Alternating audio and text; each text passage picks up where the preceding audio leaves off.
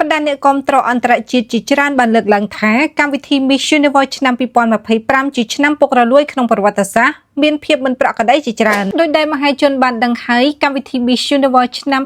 2025រៀបចំឡើងនៅប្រទេសថៃហាក់មានភាពរញ៉េរញ៉ៃច្រើនតាំងពីថ្ងៃចាប់ផ្ដើមរហូតដល់ថ្ងៃទីបញ្ចប់តួយ៉ាងឆ្នាំនេះការរៀបចំដូចមិនមែនជាកម្មវិធី Miss Universe ពីមុនទេដូចជាកម្មវិធីផ្សេងទៅវិញជាពិសេសទម្រាំឈានដល់ថ្ងៃប្រកួតផ្ដាច់ព្រាត់មានរឿងមិនចេះចប់ដូចជាភាពចម្រូងចម្រាសរវាងស្ថាប័ន MUO និងស្ថាប័ន MUT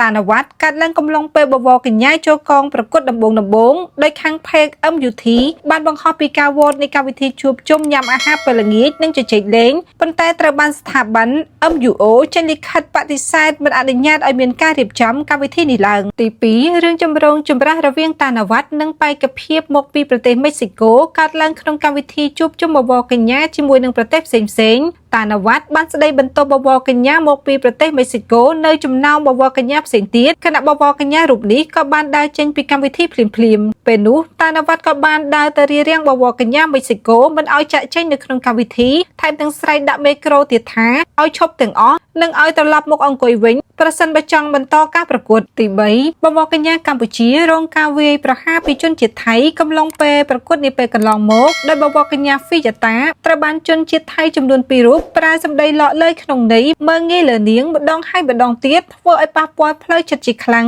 ខណៈក៏មានបវរកញ្ញាដទៃទៀតដឹងឮនិងជួយលើកទឹកចិត្តផងដែរ4ការធ្វើការមិនចូលគ្នាជាមួយនឹងម្ចាស់ផ្ទះនិងក្រុមការងារមិចស៊ីកូជាក់ស្ដែងជុំវិញរឿងរ៉ាវតាណវត្តហៅប៉ូលីសទៅដេញខាងក្រុមការងារមិចស៊ីកូពេលបវរកញ្ញាផ្សព្វផ្សាយ banner ពេលនោះក្រុមមិចស៊ីកូ3នាក់ត្រូវបានបញ្ជូនទៅប្រទេសវិញ5ព័ត៌មានលោកមកុតម្ចាស់កម្មវិធីបានកំណត់ជ្រើសរើសម្ចាស់មកុដទុកមុនរួចហើយតាំងពីមុនចាប់ផ្ដើមប្រកួតមកម្លេះ6បវរកញ្ញាចេមិកាដែលធ្លាក់ឆាកកើតឡើងនៅថ្ងៃប្រកួតបឋមកាលពីថ្ងៃទី19ខែវិច្ឆិកាឆ្នាំ